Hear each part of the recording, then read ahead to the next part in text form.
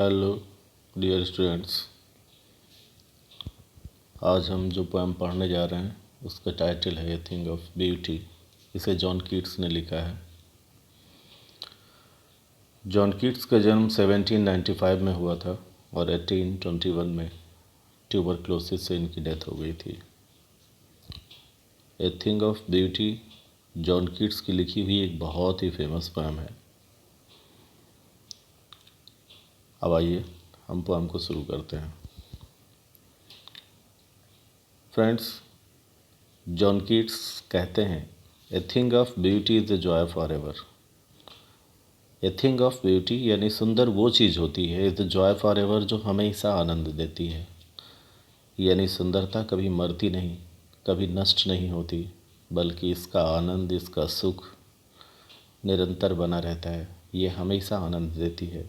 It's loveliness increases यानी इसकी सुंदरता निरंतर बढ़ती जाती है। सुंदरता कभी नष्ट नहीं होती, बल्कि इसकी सुंदरता तो निरंतर बढ़ती जाती है। It will never pass into nothingness, जैसा कि इन्होंने कहा है। It means beauty, never pass into nothingness यानी सुंदरता कभी खत्म नहीं होगी, सुंदरता कभी नष्ट नहीं होगी, सुंदरता कभी शून्य में परिवर्तित नहीं हो सकती। But will keep a bower quiet for us, बल्कि सुंदरता तो वो है। विल कीप ए बावर, बावर कहते हैं फूलों के कुंज को, फूलों के झुरमुट को। क्वाइट फॉर अस यानी ये हमें शांति प्रदान करती रहेगी। सुंदरता तो वो होती है जो युगों युगों तक हमें शांति प्रदान करेगी, आने वाली पीढ़ियों को, आने वाली जनरेशन्स को शांति प्रदान करेगी। ऐसी शांति जो फूलों के झुरमुट में बैठकर एक व्यक्ति को प्राप्त होती है। एंड ए स्लीप, और सुंदरता इतना ही नहीं, सुंदरता हमें एक ऐसी नींद देगी, यानी ऐसी नींद प्रदान करती है फुल ऑफ स्वीट ड्रीम्स, जिसमें सुनहरे ख्वाब होते हैं। एंड हेल्थ, और ये हमें स्वास्थ्य प्रदान करती है। एंड क्वाइट ब्रीथ, और एक शांति से सुकून में सांस लेना भी ये हमें प्रदान करती है। आगे बताते हैं देयरफॉर, ये बताते हैं इसलिए हमें हमेशा ये ध्यान रखना चाहिए कि हमारे जीवन में सुख भी हैं, दुख भी हैं, परेशानियां भी हैं। इन तमाम निराशाओं के, परेशानियों के बावजूद हमें सुंदरता का दामन नहीं छोड़ना चाहिए। आगे ये कहते हैं देयरफॉर, इसलिए ऑन एवरी मारो, मारो शॉर्ट फॉर्म है टुमारो का, इसलिए हर आने वाले कल में आर वी रीथिंग, हम बुनते रहते हैं। रथिंग मीन्स होता है बुनना, वीविंग। हर आने वाले कल में हम बुनते रहते हैं। ए फ्लावरी बैंड यानी एक फूलों का गुलदस्ता, एक फूलों की माला। To bind us to the earth, और यही फूलों की माला हमें इस धरती से बांधे रखती है। बाइंड मीन्स होता है बांधना, अस टू द अर्थ जो हमें इस धरती से बांधे रखती है।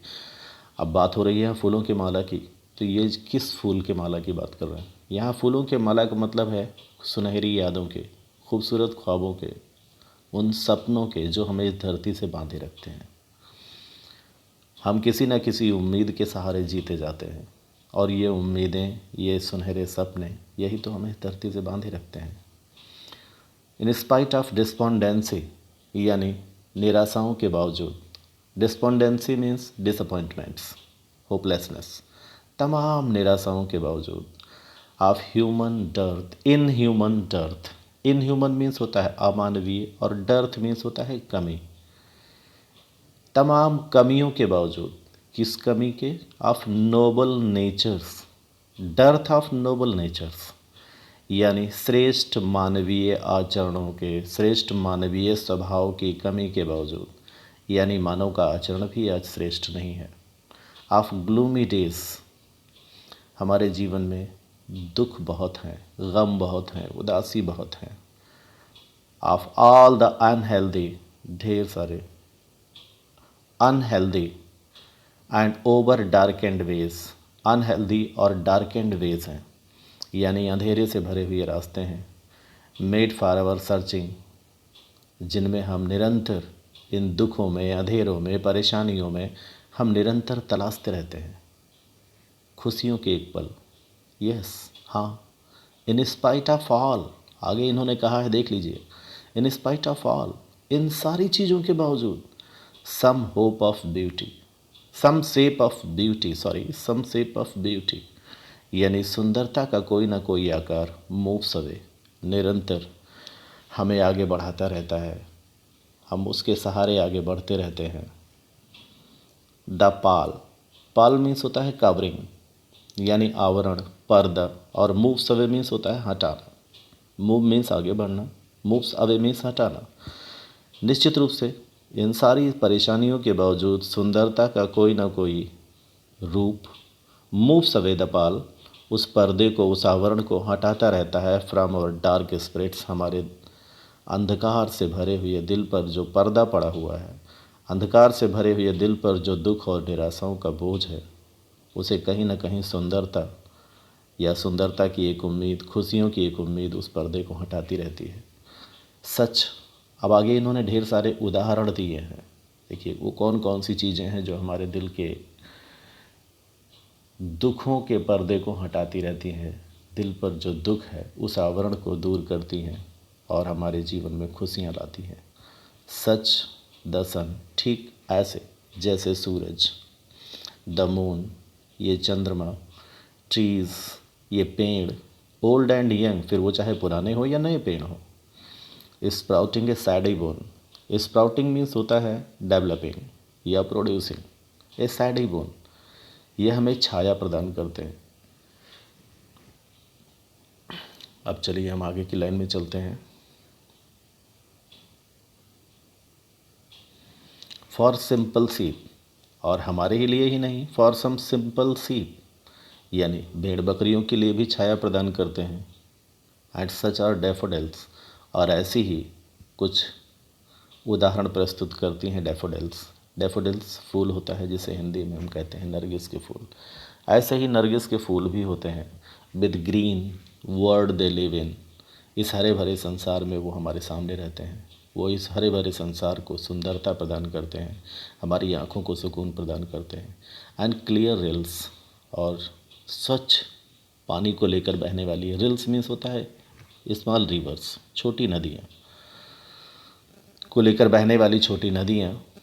दैट फॉर देमसेल्व्स, देमसेल्व्स दोस्तों यहाँ इन्होंने कहा है भेड़ बकरी इंसान सब के लिए, इन्होंने कहा है जो इन सब के लिए। दैट यानी ये नदियाँ जो फॉर देमसेल्व्स एक कूलिंग कवर्ड में, जो शीतलता प्रदान करती हैं।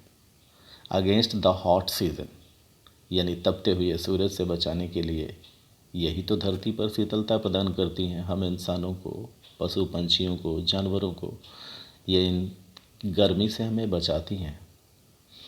द मिड फॉरेस्ट ब्रेक, और घने जंगलों के बीच में, जहाँ ब्रेक मीन्स होता है झाड़ी, घने जंगलों के बीच में झाड़ियाँ भी होती हैं। Rich with sprinkling of fair Musk roses, जहाँ फेयर मस्क रोजेस यानी मस्क रोज़, ये एक तरह का गुलाब का फूल होता है जिसे हम कस्तूरी गुलाब कहते हैं, यानी स्वच्छ कस्तूरी गुलाब या खूबसूरत कस्तूरी गुलाब, ये जंगल की इन्हीं झाड़ियों के बीच में ही तो खिलता है, जो हमें सुगंध प्रदान करता है।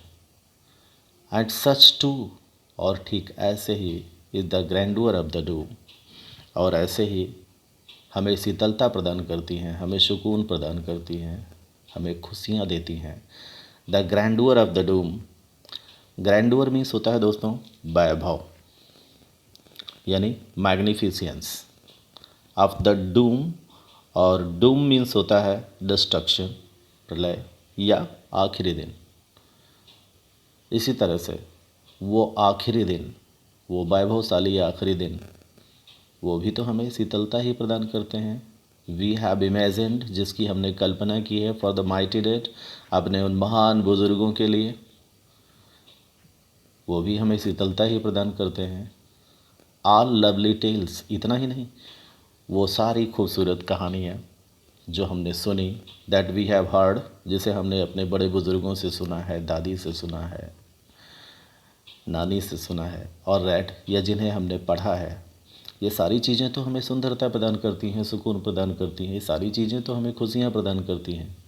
एंड एंडलेस फाउंटेन, और इस तरह से सुंदरता का ये फव्वारा जो निरंतर प्रवाहित होता रहता है, एंडलेस फाउंटेन यानी कभी ना रुकने वाला ये फव्वारा ऑफ इमॉर्टल ब्रिंक, इमॉर्टल यानी जिसका अंत ना हो, यानी जो अमर हो, जो निरंतर प्रवाहित होता रहता है। पोरिंग, पोर मीन्स होता है उड़ेलना, ऑन टू अस, हमारे ऊपर निरंतर प्रवाहित होता रहता है। फ्रॉम द हेवेंस ब्रिंक यानी स्वर्ग से, यानी ये स्वर्ग इस प्रकार के सुंदरता का अमृत रूपी फव्वारा हम पर निरंतर प्रवाहित करता रहता है और हमारा जीवन सुंदर बना रहता है और हम ढेर सारे कष्ट, निराशा और परेशानियों के बीच में इसी सुंदरता, इसी उम्मीद और इसी खूबसूरत ख्वाब के सहारे अपनी ज़िंदगी गुजारते जाते हैं।